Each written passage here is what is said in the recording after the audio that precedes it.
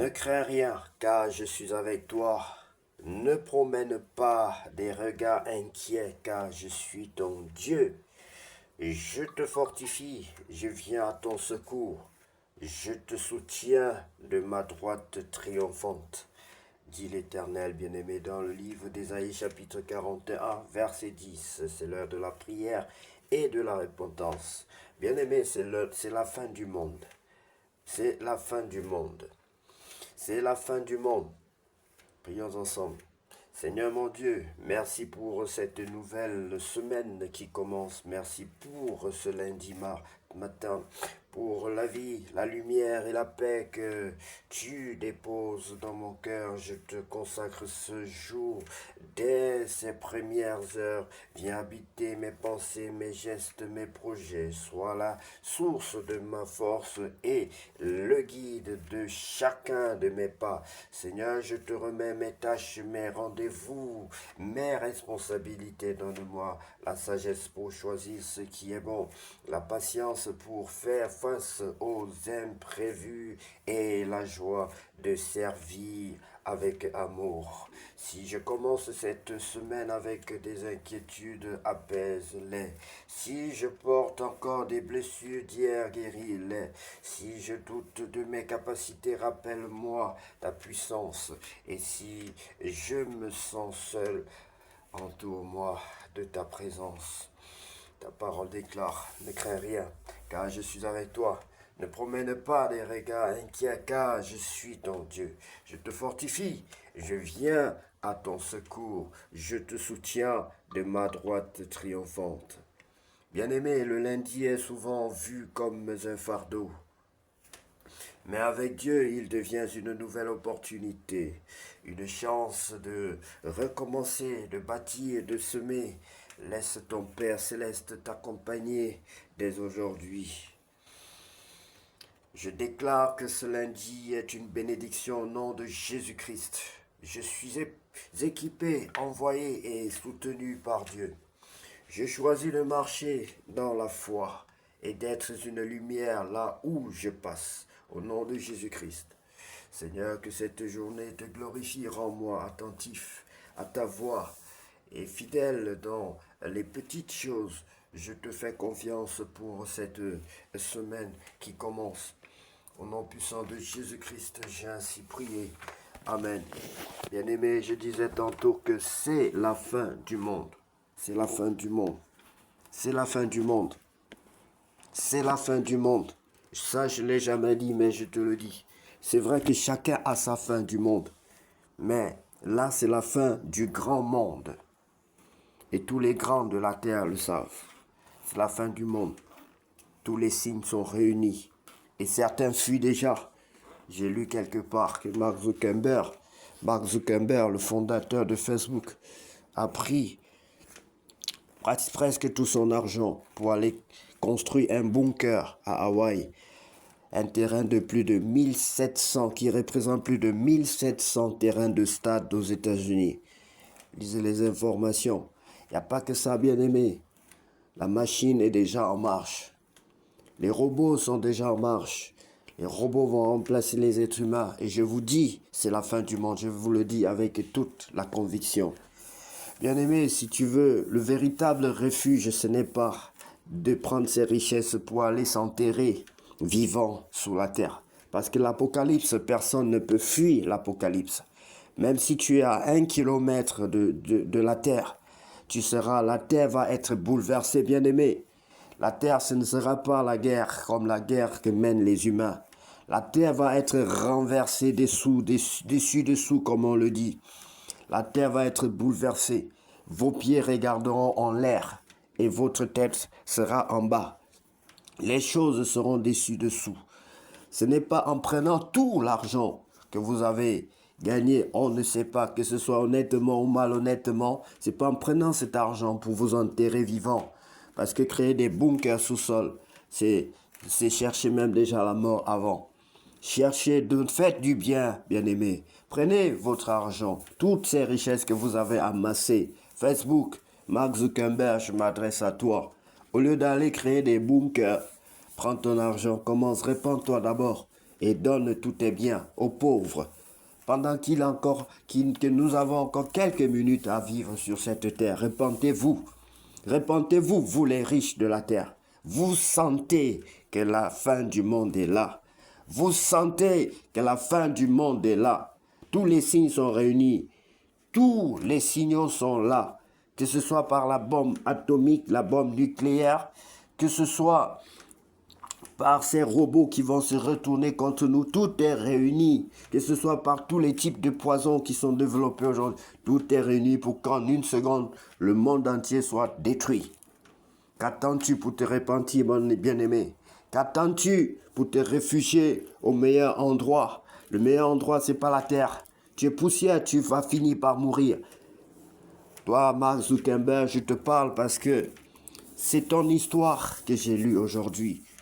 Tu as pris presque tout ton argent pour aller investir. Tu as pris discrètement presque tout ton argent pour acheter des hectares et des hectares de terrain à Hawaï. Des hectares, et ces hectares représentent plus de 1700 stades aux États-Unis. Imaginez, bien aimé, un seul stade se représente presque toute une cité. Mais quand on dit 1700 stades, bien aimé, ça représente combien? C'est presque tout un pays que Mark Zuckerberg a acheté pour lui seul. Il a acheté ça pour lui seul, pour construire les manoirs avec 30 salles de bain, ainsi de suite, ainsi de suite. Pourquoi en faire pour que ce soit détruit? Mark Zuckerberg, je te prêche l'évangile. Mark Zuckerberg, je sais que partout où ton nom est prononcé, vos systèmes détectent. Repens-toi, donne ta vie au Seigneur Jésus-Christ. Paye c'est ce qui devrait être payé, Dieu te le donne gratuitement. Il n'a pas besoin de ton argent. Il te donne la vie, il te donne la meilleure sécurité. Tu ne peux pas te cacher contre l'Apocalypse. J'ai lu dans l'article que tu fuis l'Apocalypse, que ton bunker pourra te protéger contre l'Apocalypse. C'est impossible, Mark Zuckerberg. C'est impossible. Ce sont les choses les plus élémentaires qu'on connaît dans le royaume des cieux.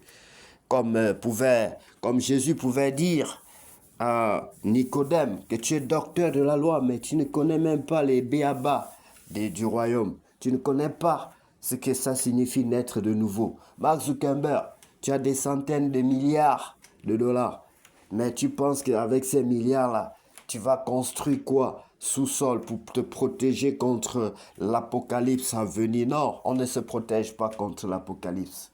La terre va être bouleversée, bien-aimé. Bouleversée.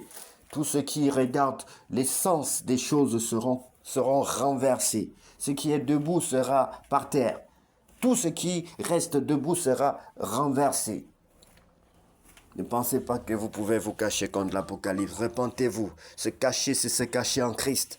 Christ est le rocher qui vous protégera, qui peut vous protéger contre l'Apocalypse. C'est Jésus-Christ de Nazareth. Je m'adresse à vous tous les riches ce matin.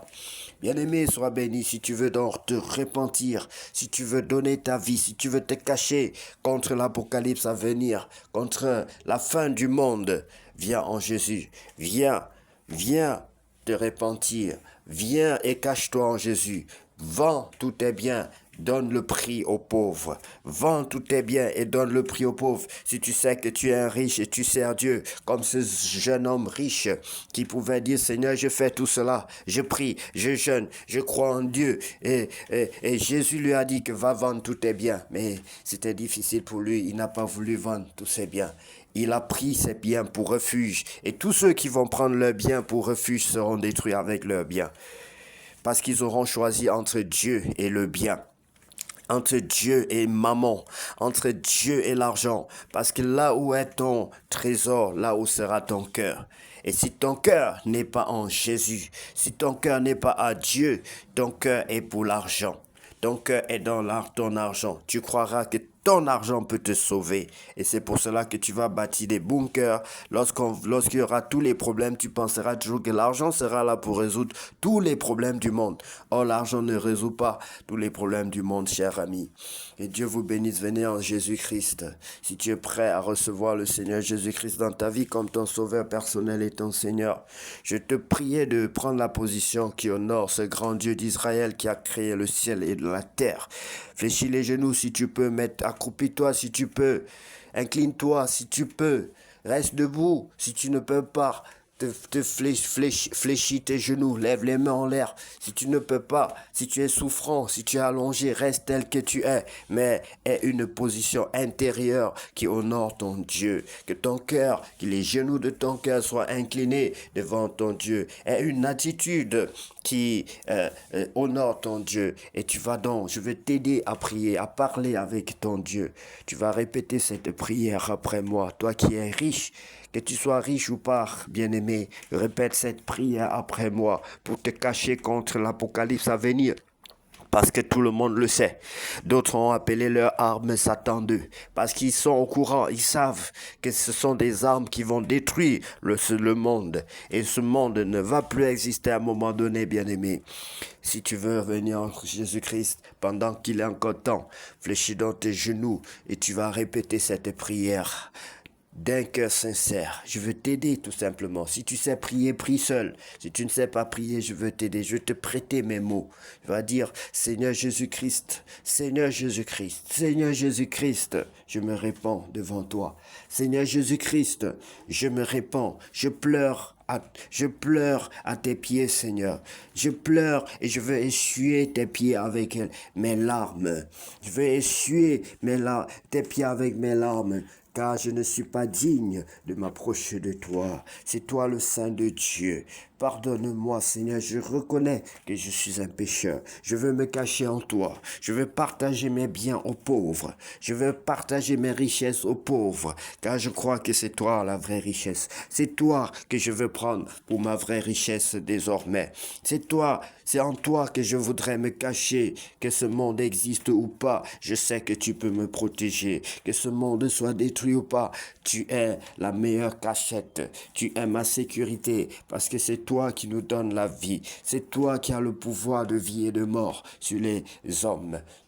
Je te demande pardon, Seigneur, et je t'accepte dans ma vie comme mon maître, mon sauveur, mon protecteur, comme mon Dieu. Sois désormais celui qui contrôle mon Dieu. Je t'offre mon cœur et je t'offre tous mes biens. Je veux marcher selon ton Esprit Saint. Je veux marcher selon ta volonté. Je veux marcher selon tes décisions. Transforme-moi, brise en moi toutes sortes de rébellions. Brise en moi toute forme de rébellion. Sans toi, je ne suis rien, Seigneur, et je ne peux rien faire sans toi. Je t'en supplie, prends le plein contrôle. Baptise-moi et remplis-moi de ton Esprit Saint. Merci de t'être approché de moi dans ces fins de temps. Merci de t'être approché de moi dans ces fins de temps. Oui, bien-aimé, sois béni si tu as reçu le Seigneur Jésus-Christ, si tu as confessé tes péchés d'un cœur sincère, si tu te souviens de certains de tes péchés. Le Saint-Esprit va t'aider tant que tu as pris ce chemin de te repentir. Demande au Saint-Esprit de t'aider, de te rappeler tous les péchés que tu as commis. Et tu demandes pardon. Mais sache que désormais, tu n'es plus la même personne. Tu es protégé par Dieu. Prie aussi que Dieu touche ton cœur, que tu sois régénéré complètement, que ton cœur soit régénéré, que ton intelligence soit renouvelée, afin que tu puisses libérer comme cet homme-là, je ne sais pas si c'était pas Bartimée. Il y a un homme dans la Bible que Jésus a visité, qui avait donné, il était très court. Il avait du mal à voir Jésus. Il était obligé de monter sur un arbre pour voir Jésus. Et Jésus lui a dit que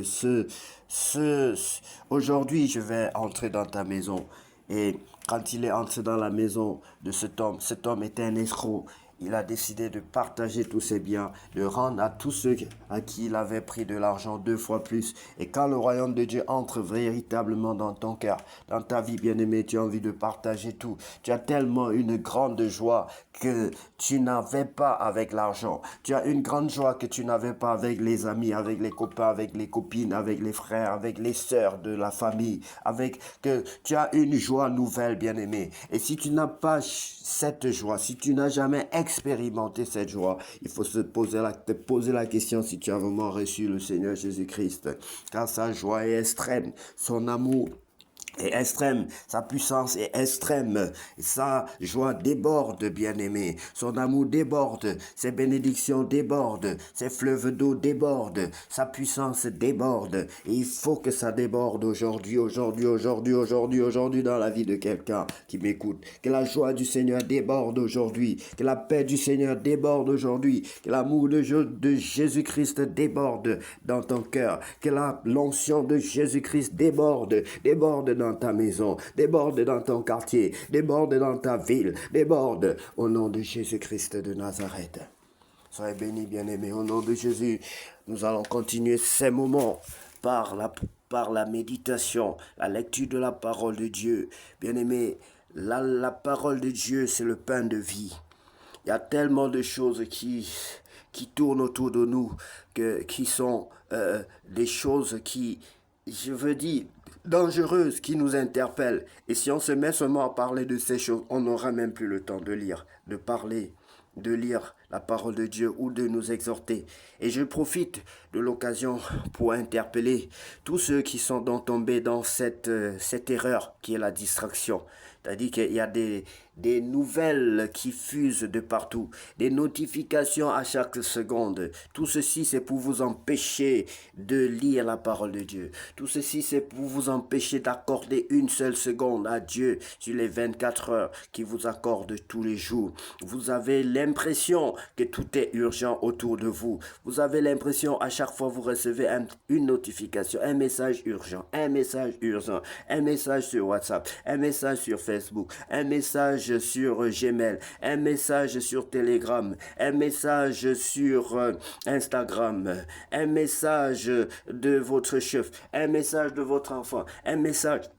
Et le diable veut vous montrer que vous n'avez pas le temps. Une seule minute pour Dieu. Et pour cela, il va créer 1 milliard de notifications.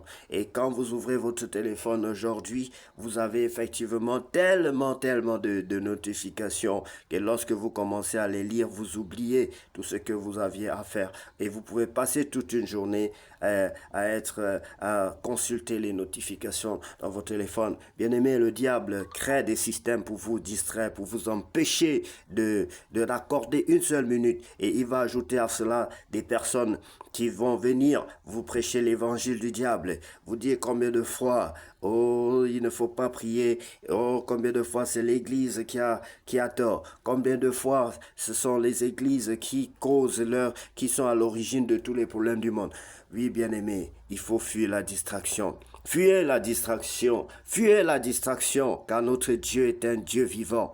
Notre Dieu est un Dieu vivant. Il ne nous demande pas de lui consacrer les 24 heures qu'il nous accorde, mais il nous demande juste un peu de temps, peut-être 1 minute, et être fidèle. 1 minute par jour. 1 minute par jour, qu'est-ce que ça vaut sur 24 heures? 1 heure par jour, qu'est-ce que ça vaut sur 24 heures, bien-aimé?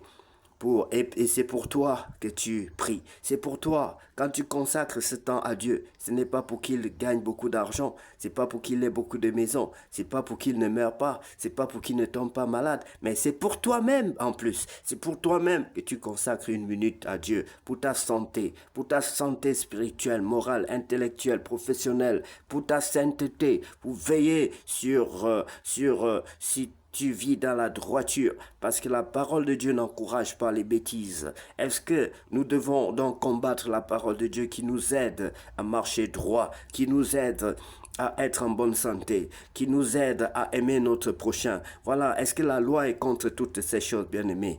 Il n'y a que donc le diable qui peut mettre à cœur, dans le cœur de certains individus, n'est-ce pas, donner ou encore demander aux individus de combattre ce qui est bien. On ne peut pas combattre ce qui est bien. Sinon, dites-nous ce qui est mauvais, ce qui est vraiment mauvais dans la Bible. La Bible ne dit pas de tuer quelqu'un. La Bible ne dit pas de voler. La Bible ne dit pas de mentir. La Bible ne dit pas d'haïr quelqu'un. Pourquoi alors quelqu'un peut être contre la Bible? Pourquoi quelqu'un, et par comment quelqu'un peut être contre la Bible? Comment quelqu'un peut dire qu'il faut détruire la Bible? Comment quelqu'un peut dire qu'il faut brûler la Bible? À quel niveau la Bible a eu tort? La Bible a-t-il demandé quand tu ton père? La Bible a-t-elle autant pour moi demandé quand tu ta mère? La Bible a-t-elle demandé quand tu ton enfant? La Bible a-t-elle demandé que l'on prie pour toi pour que tu sois idiot? Ou bien la Bible demande que l'on prie pour vous pour que vous soyez en bonne santé, que l'on prie pour les autorités pour que les choses marchent bien, que l'on évite de voler, que l'on évite de tuer, que l'on évite de calomnier, que l'on ait l'amour du prochain. Comment tu peux te lever et dire qu'il faut brûler la Bible? Bien-aimés, ce sont les signes de la fin. Que Dieu vous bénisse. Demeurons dans la parole de Dieu. La Bible dit que si tu demeures en Dieu, Dieu demeure en toi. Il le demande afin que tu portes encore beaucoup de fruits. Jésus est le cep et nous le sommes les sarments. Il est le tronc et nous sommes les branches. Tant que les branches demeurent sur le tronc, ils seront toujours bien alimentés. Soyez bénis, bien-aimés. Lisons donc la parole de Dieu sans plus tarder dans le livre des Chroniques, chapitre 28. Instruction de David en vue de la construction du temple. David convoqua à Jérusalem tous les chefs d'Israël, les chefs des tribus, les chefs des divisions au service du roi, les chefs des milliers et les chefs de centaines, ceux qui étaient en charge sur tous les biens et les troupeaux du roi et auprès de ses fils, les eunuques, les héros et tous les hommes vaillants. Le roi David se mit debout et dit: écoutez-moi, mes frères et mon peuple, j'avais l'intention de bâtir une maison de repos pour l'arche de l'alliance de l'Éternel et pour le marchepied de notre Dieu, et je me préparais à bâtir. Écoutez comment David dit. Il voulait construire quelque chose de somptueux à son Dieu. Parce que lorsqu'on décrit le temple que David voulait construire et d'ailleurs qui fut construit par Salomon, c'était rempli d'or, de bois de cyprès, de cèdre, le bois de santal, des objets les plus chers, des matières les plus coûteux à l'époque, bien aimé, et ainsi que l'or, parce que l'or et l'argent, l'or était même certainement au-dessus de l'argent, et du diamant. Il y avait tout ça là qu'il devait utiliser, mais il appelle cette chose-là par la bonne appellation. Le marchepied de Dieu. Pour le marchepied de Dieu. L'Éternel, il dit ceci: j'avais l'intention de bâtir une maison de repos pour l'arche de l'alliance de l'Éternel et pour le marchepied. Le marchepied, c'est quoi, bien-aimé? Ce sur quoi tes pieds marchent. C'est-à-dire qu'il donne le meilleur de lui-même, mais il considère qu'il n'a rien donné. Il considère, parce qu'on ne peut rien donner à Dieu. Dieu qui nous a créés, il nous donne tout. La boue même, l'or là c'est dans la boue. Lui-même il envoie ça, il fait apparaître ça partout dans la boue parce que l'or ne représente rien pour lui. Le diamant c'est pour nous qu'on trouve ça machin. Donc David était un homme vraiment intelligent, il avait la révélation de Dieu. Aujourd'hui si tu donnes quelque chose à Dieu, tu vas crier sur tous les toits. Si tu dois donner quelque chose à l'église, tu vas crier, il faut que la télévision filme, il faut qu'on te voie, il faut qu'on sache vraiment que oui, tu as donné l'argent à un pasteur ou bien à un prophète ou à une église ou à un orphelin ou à une veuve. Non, David avait compris. David il a donné le meilleur de lui-même. Et chaque fois, il voulait donner le meilleur de lui-même. Quand il envoyait ses serviteurs, je crois à un moment donné, quand il était en guerre, ses serviteurs, il avait soif, il envoyait ses serviteurs prendre le risque de puiser de l'eau dans le camp ennemi, au risque de se faire tuer. Mais quand ils ont ramené cette eau-là, David a dit: je ne peux pas boire cette eau, parce que c'est votre sang que je veux boire. Vous avez risqué la mort. Si je bois ça, ça veut dire que j'étais prêt à vous envoyer mourir pour que moi je vive. Il a compris qu'il ne fallait pas boire cette eau-là. Et David, même quand il voulait offrir un sacrifice à Dieu, il disait: je ne veux pas offrir à Dieu un sacrifice qui ne me vaut rien du tout. Hein? Il donnait le meilleur de lui-même, mais après, il comprenait, il connaissait son Père, son Dieu. Il connaissait que Dieu était un Dieu d'or et d'argent.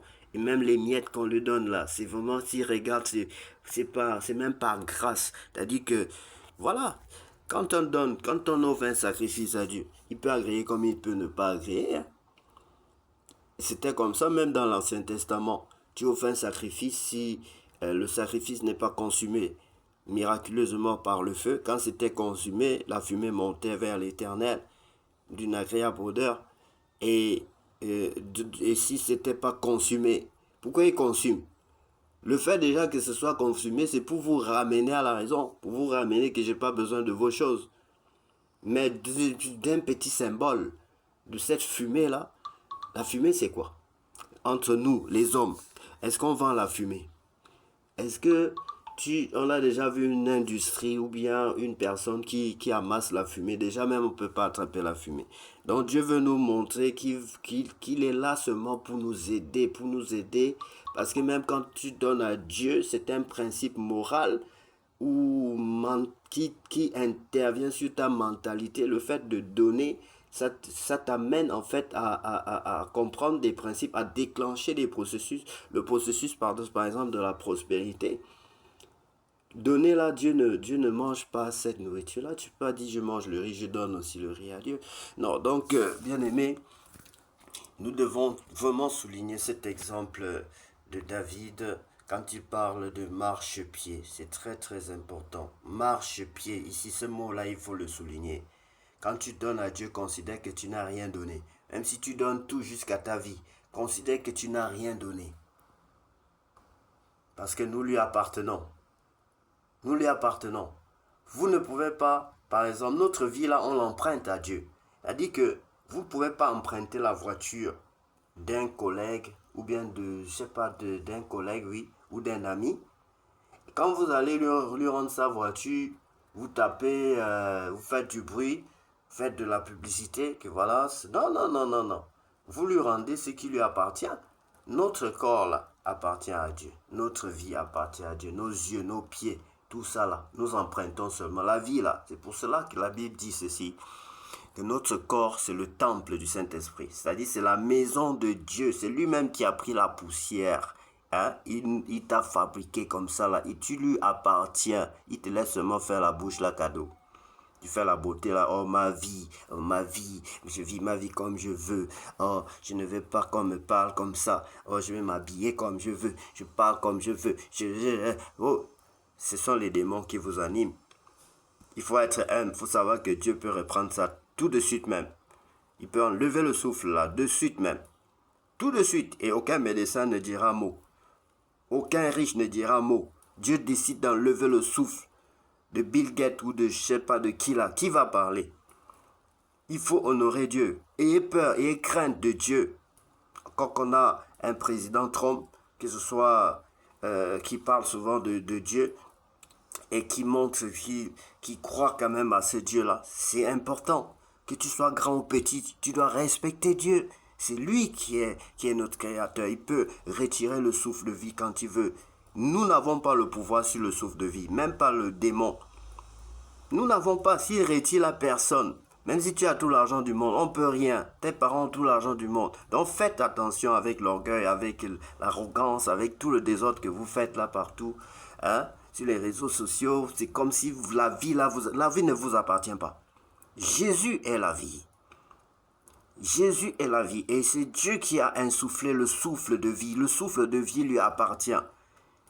Consacrez et ayez un temps pour votre Dieu, et un temps pour adorer Dieu, pour remercier Dieu chaque jour. Consacrez, faites, établissez un programme de louange, d'adoration, de prière, même si c'est 1 minute, et honorez, parce que Dieu ne veut pas forcément la quantité, il veut la fidélité. Que tu lui accordes, que tu décides que tu as prié tous les jours, et tous les jours tu fais l'effort de prier. Il peut y avoir des décalages parce que nous sommes imparfaits. Il peut y avoir des obstacles, mais tu ne vas pas sauter, tu vas faire l'effort. Dieu va regarder l'état de ton cœur, il va comprendre que oui, tu t'es battu pour être fidèle. Pour être fidèle. tu ne seras pas forcément 100% fidèle. C'est Dieu qui est parfait. Et lui-même, il dit que celui qui pense être juste fait de Dieu un menteur. Mais il faudrait quand même que sur 100%, que tu aies la moyenne. Que tu aies la moyenne. S'il faut avoir 50% de fidélité pour entrer dans le royaume, que Dieu dit, bon et fidèle serviteur, entre dans le royaume de ton maître. Entre dans le royaume de ton maître. Il y en a qui ne pourront pas entrer parce qu'ils sont infidèles. C'est-à-dire, ils ont pris les trucs, les engagements, ils sont tout le temps infidèles. Et Dieu n'aime pas ça. Dieu est un père bien-aimé. Ça, je veux vous le dire par comment. Dieu est un père comme votre père là. Comme il supposait que c'est vous le père et vous avez un enfant. Si votre enfant, à chaque fois, il vient, il prend des engagements, il n'en a pas. C'est un grand manque de respect. C'est un déshonneur. C'est un déshonneur. C'est un grand manque de respect. Vous ne demandez pas la quantité à votre enfant. Vous demandez au point que s'il dit une chose qu'il essaie de respecter. Qui prend un petit engagement, il essaie de respecter. Et ça vous honore. Ça vous honore autant pour moi, ça vous honore. Ça vous honore. Et Dieu est donc la projection du Père. Le Père céleste est la projection du Père terrestre, s'il faut le dire ainsi. C'est-à-dire que l'attitude de ton Père, c'est l'attitude de Dieu. Surtout quand ce sont des bonnes attitudes. Que Dieu vous bénisse. Il faut bien qu'on avance avec la lecture, bien-aimé. Nous étions au verset 3. Mais Dieu m'a dit, tu ne bâtiras pas une maison à mon nom, car tu es un homme de guerre et tu as versé du sang. L'Éternel, le Dieu d'Israël, m'a choisi dans toute la maison de mon père pour que je sois roi d'Israël à toujours, car il a choisi Juda pour chef. Il a choisi la maison de mon père dans la maison de Juda, et parmi les fils de mon père, c'est moi qu'il a voulu faire régner sur tout Israël. Entre tous mes fils, car l'Éternel m'a donné beaucoup de fils, il a choisi mon fils Salomon pour le faire asseoir sur le trône du royaume de l'Éternel sur Israël. Il m'a dit, Salomon, ton fils bâtira ma maison et mes parvis, car je l'ai choisi pour mon fils et je serai pour lui un père. J'affermirai pour toujours son royaume s'il reste attaché comme aujourd'hui à la pratique de mes commandements et de mes ordonnances. Maintenant, aux yeux de tout Israël, de l'assemblée de l'Éternel et en présence de notre Dieu qui vous entend, observez et observez, excusez-moi bien-aimé, observez et prenez à cœur tous les commandements de l'Éternel, votre Dieu, afin que vous possédiez ce bon pays et que vous le laissiez en héritage à vos fils après vous à perpétuité. Et toi, Salomon, mon fils, connais le Dieu de ton Père et sers-le d'un cœur dévoué et d'une âme bien disposée, car l'Éternel sonde tous les cœurs et pénètre tous les desseins et toutes les pensées. Si tu le cherches, il se laissera trouver par toi. Mais si tu l'abandonnes, il te rejettera pour toujours. Considère maintenant que l'Éternel t'a choisi afin que tu bâtisses une maison qui serve de sanctuaire. Fortifie-toi et agis. David donna à Salomon son fils le modèle du portique et des bâtiments, des chambres du trésor, des chambres hautes, des chambres intérieures et de la chambre du propitiatoire. Il lui donna le plan de tout ce qui lui avait été révélé par l'Esprit touchant les parvis de la maison de l'Éternel et toutes les chambres tout autour pour les trésors de la maison de Dieu et les trésors du sanctuaire et touchant les classes des sacrificateurs et des Lévites, tout ce qui concernait le service de la maison de l'Éternel et tous les ustensiles pour le service de la maison de l'Éternel. Il lui donna le modèle des ustensiles ustensiles d'or, avec le poids de ce qui devait être d'or, pour tous les ustensiles de chaque service, et le modèle de tous les ustensiles d'argent, avec le poids pour tous les ustensiles de chaque service.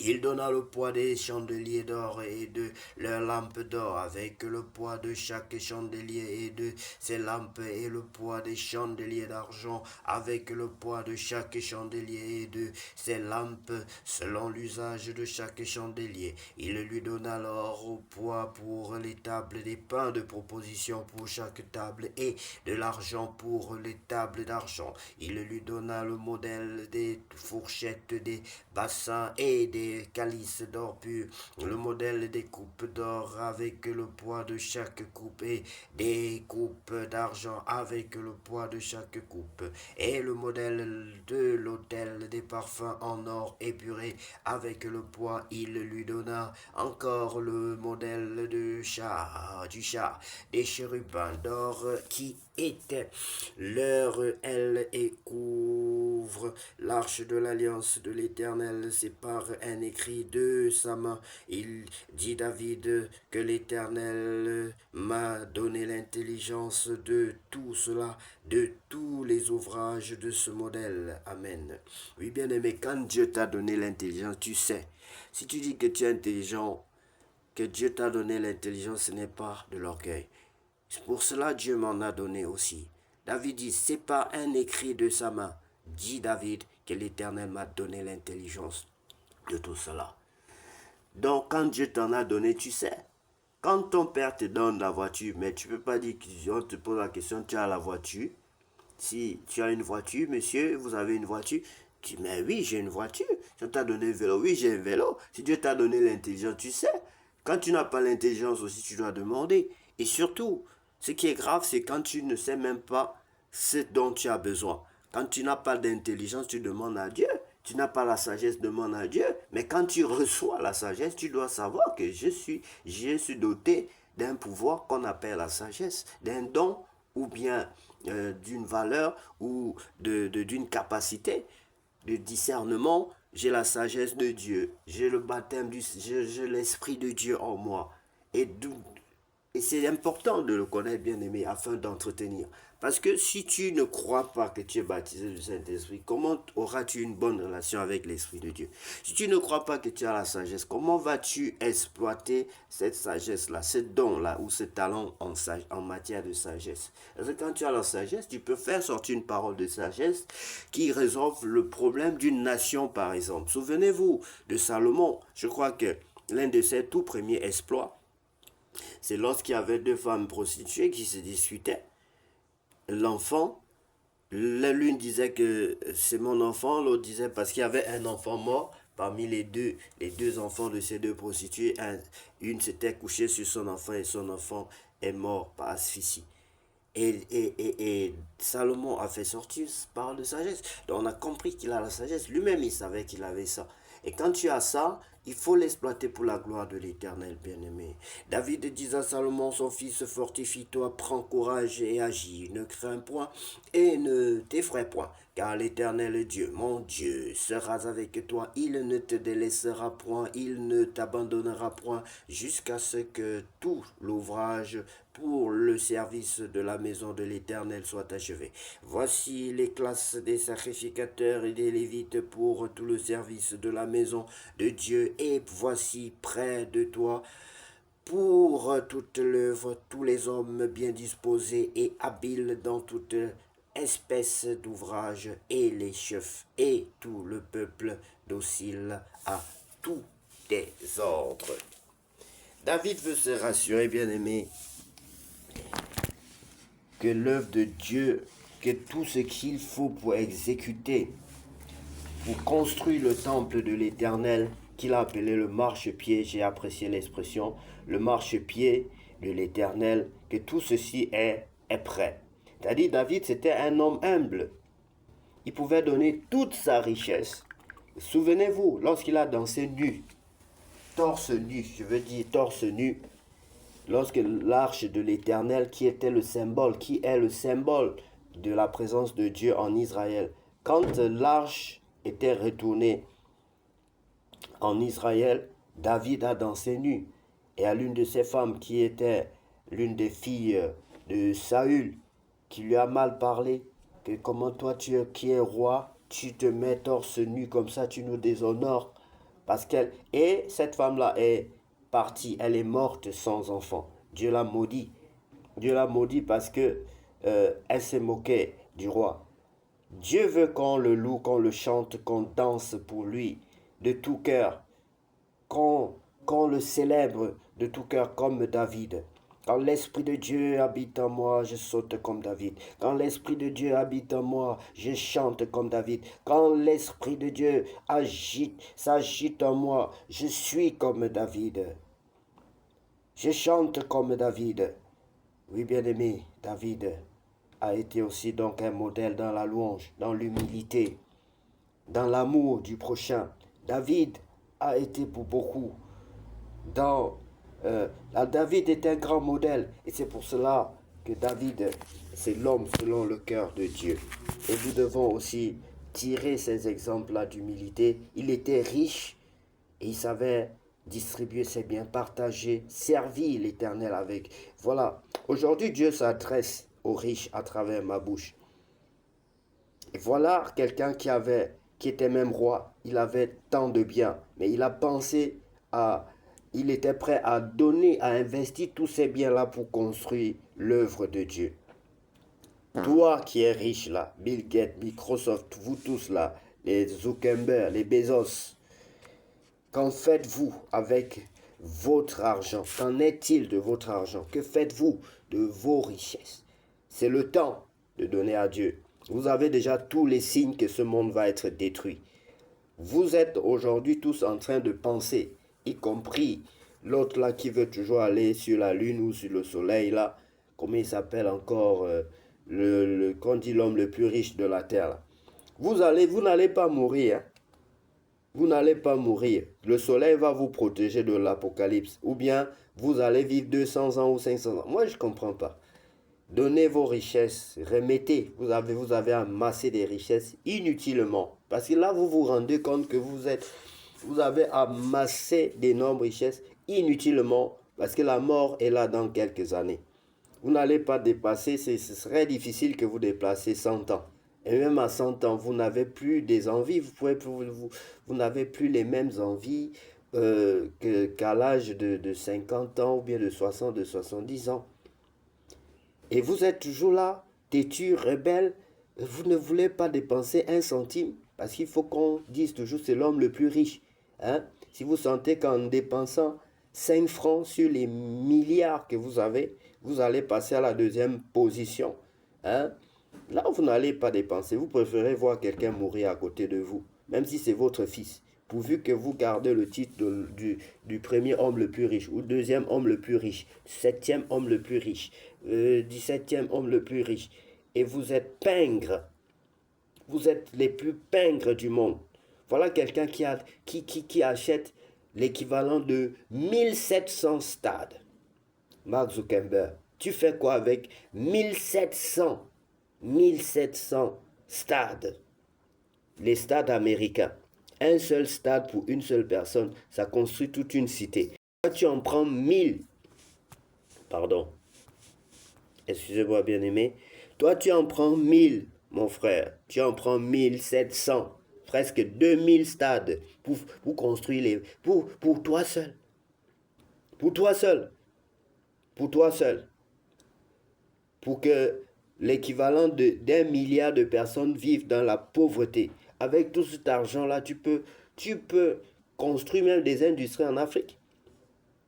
Vous avez utilisé les données personnelles des Africains. Les Africains sont les boucs émissaires, on va dire quoi là? Peut-être pas des boucs émissaires, les dindons de la farce. Vous exploitez nos yeux, nos œuvres, notre temps avec vos histoires. Maintenant, quand vous amassez tout cet argent-là, les Africains, vous les exploitez, ils sont là sur les réseaux sociaux. Tout ce rien ne peut nous permettre de gagner de l'argent. Si on crée des sites internet, on vend, vous avez fait en sorte qu'on ne reçoive pas l'argent en Afrique.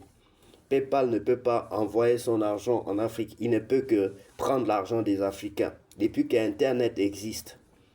Et les Africains sont obligés, vous nous avez transformé, vous avez transformé les Africains en marionnettes pour leur donner l'argent des vues. Les amener à devenir tous des comédiens, des impolis, des insolents. Nous voyons même des docteurs qui, pour des vues, sont prêts à se convertir, à devenir pire que des enfants du CP1, qui n'ont encore reçu aucune valeur. Je dis même bien pire que des enfants d'un an. Même les enfants d'un an ont quand même un minimum. On leur apprend depuis les bas âges qu'on n'insulte pas les grandes personnes. Et je vois des docteurs qui passent leur temps à insulter les gens par les dessous de la ceinture pour avoir des vues. Pour avoir des vues. Et c'est vous qui êtes à l'origine du système. Vous avez créé le système comme ça pour que les Africains aient un peu d'argent. Il faut qu'ils soient des comédiens. Il faut qu'ils soient transformés, soit en, je sais pas trop, en impolis, qui soient des impolis. Nous avons des grands journalistes qui sont des plus grands impolis. Nous avons des docteurs africains qui sont des grands impolis qui cherchent des vues pour avoir quelques centimes de vos multimilliards. Et vous utilisez nos données personnelles pour nous envoyer des publicités, pour gagner de l'argent. Et puis c'est pour aller construire vos manoirs. Vous allez mourir vivant. C'est votre tombe que vous êtes en train de construire. Mais je vous interpelle, repentez-vous. Et ce que le Seigneur vous dit, hein, comme il avait dit au jeune homme riche, que vous ne faites pas du mal, hein, vous n'avez pas tué quelqu'un. On n'a jamais entendu que non, Zuckerberg a agressé quelqu'un, qu'il a poignardé quelqu'un ou même qu'il a insulté quelqu'un. Tu vas dire ça à Dieu, que je ne vole pas, je ne mens pas, je ne tue pas. Hein? Mais Dieu te dit ceci, tout l'argent là, tu vas distribuer ça. Ton projet là ne va pas marcher.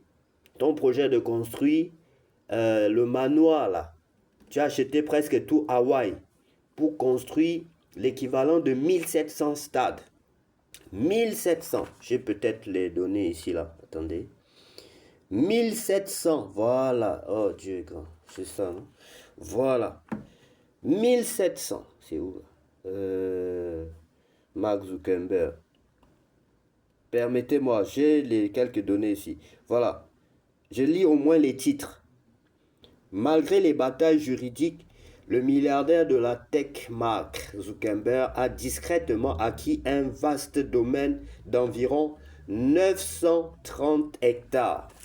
Écoutez bien, 930 hectares sur l'île de Kauai, à Hawaï, où il construit un bunker apocalyptique.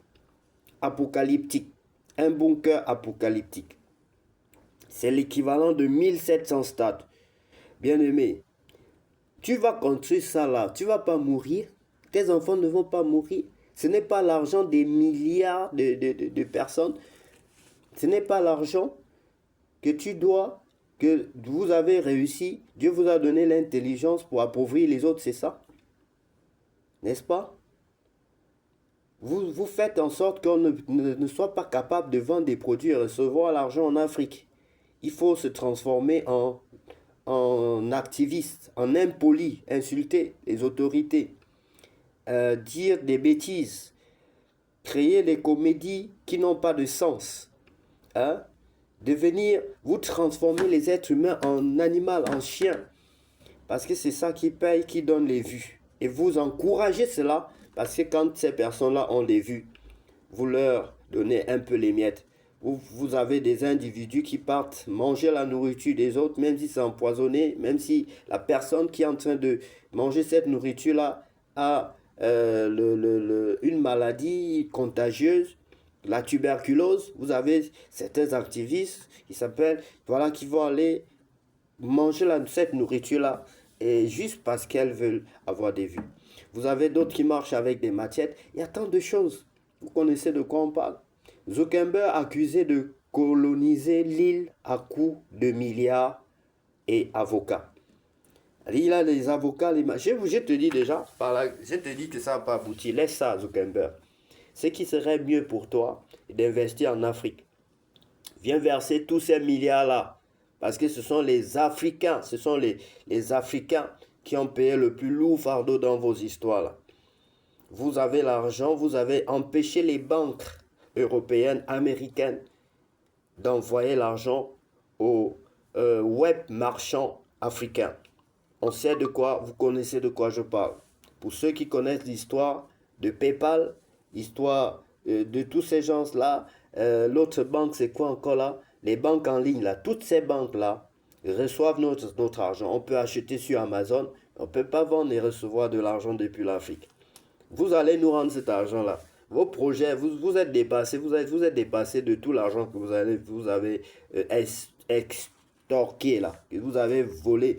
Parce que ici, c'est bien clair, dans ce texte, il est dit ceci, que vous avez volé ce que vous avez... Bon, le milliardaire de la tech, Mark Zuckerberg, a discrètement consolidé un vaste domaine de plus de 930 hectares sur l'île de Hawaï.